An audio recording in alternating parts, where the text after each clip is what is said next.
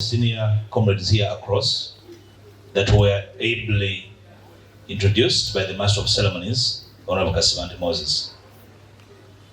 I would like to begin by making an apology. We are an hour off our schedule and the media respects time, so do we.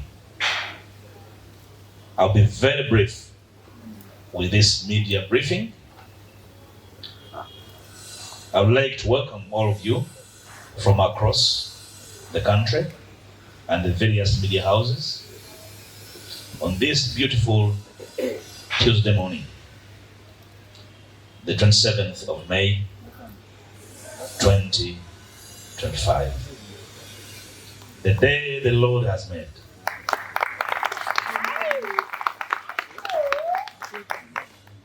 It's a day that should go down in the annals of our history, that when many and sundry were stuck on the options as to the way forward, a team of Ugandans desirous of finding a way out of our troubles birthed a child named the Democratic Front. I stand before you, countrymen and women, this morning as the national coordinator of the Democratic Alliance to announce the birth of this brand new party called the Democratic Front.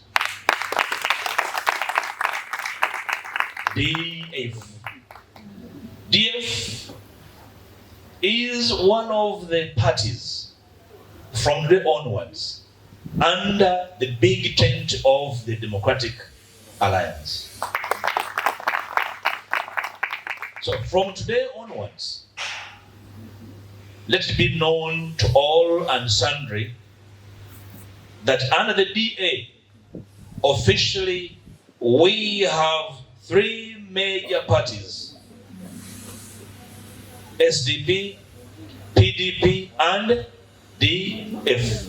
Of course, with several other citizen formations therein, including members from the DP bloc, TJ to mention but a few. But because the DF is a party, we had to be here today, this morning, to announce to the country the birth of the DF.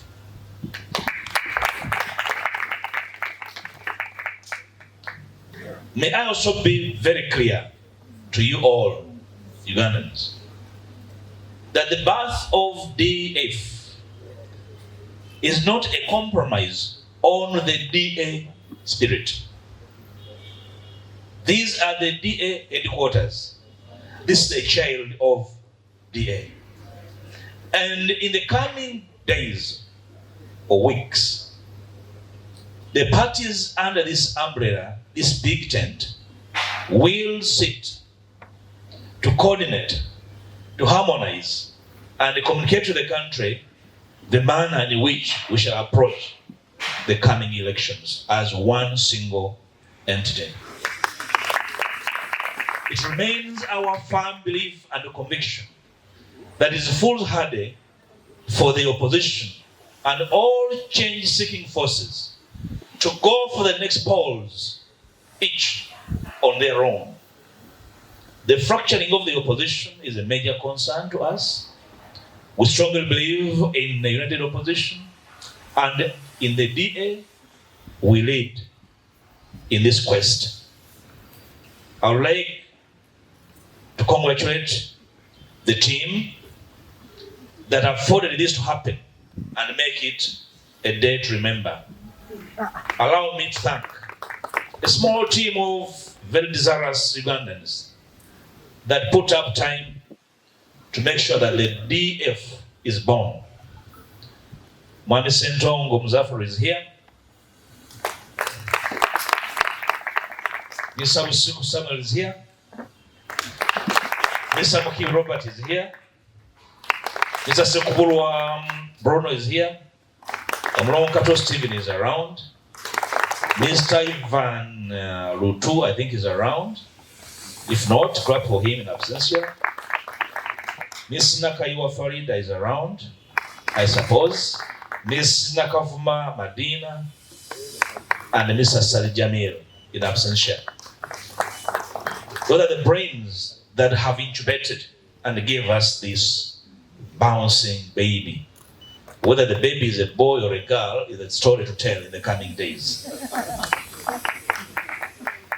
The incubators of the midwives of this baby in the coming days will announce to the country a structured leadership of the Democratic Front. That should come in the coming days. Let me add this. With clarity, the symbol of DF is this huge tree with a huge canopy. This is the symbol. You can call it whatever you want. Oba muvule ewa mwe. Oba mahogany. Naye ekyenjawulo si papaali era si ntontogolo. What wali efaana bwetu. That's the symbol of the Democratic Front. This is the logo. Those who are corporate know when do you use a logo and when do you use a symbol. This is the logo engraved within the Ugandan map and with the symbol in the middle. That is the logo of DF. And the colors are three, very distinct. Green, burnt orange, and light blue. Others call it Marian blue. Those are the symbols of the DF. Trust you all citizens out there viewing this press conference, that's the task we have come to announce this morning. But again, I would like to restate and reconfirm and reaffirm that the announcement of the birth of DF does not in any way compromise the founding principles of the Democratic Alliance.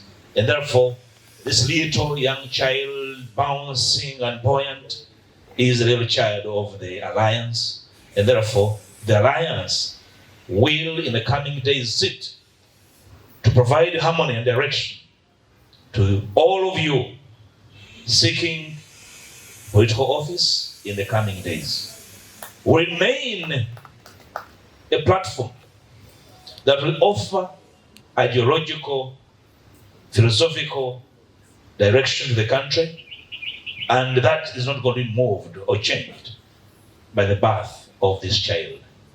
I thank you most sincerely. I want to ask a new one in the genre of General Museveni.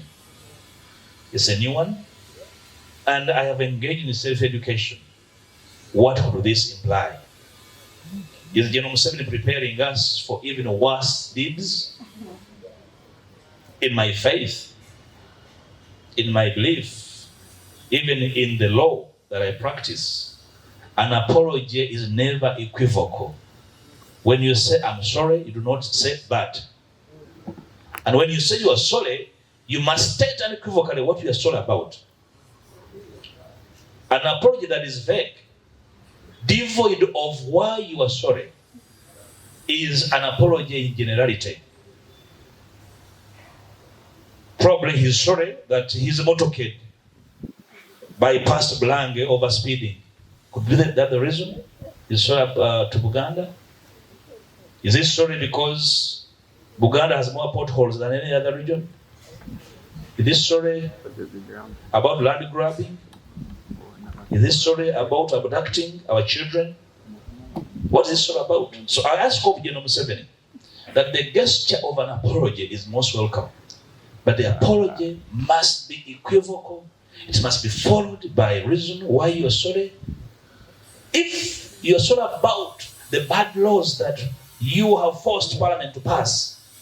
So will you move as a man and retract those legislations, including the UPDF Amendment Act? Are you courageous to rescind legislation that has made it impossible for the country to progress? Are you courageous enough to rescind and retract all the bad deeds, including alienation of communities, including sowing seeds of discourse, including militarizing our politics, including runaway corruption, including all the vices, the isms? Now that he does realize that his horse is about to fall before he climbs down, to come out with utmost clarity and inform the country why he is sorry. So when you say you are sorry, you retract, you rescind. That's what you do. This country is very divided, and the cause of division are the leaders, not the common person. The common people are together. The leaders have been divisive, very divisive of our common peoples. And therefore, we would welcome an unequivocal apology that will speak to the violations visited on our communities over the years, over the last 40 years, the denials of common services, and then we'll understand that indeed, John Museveni meant that apology was not simply preparing us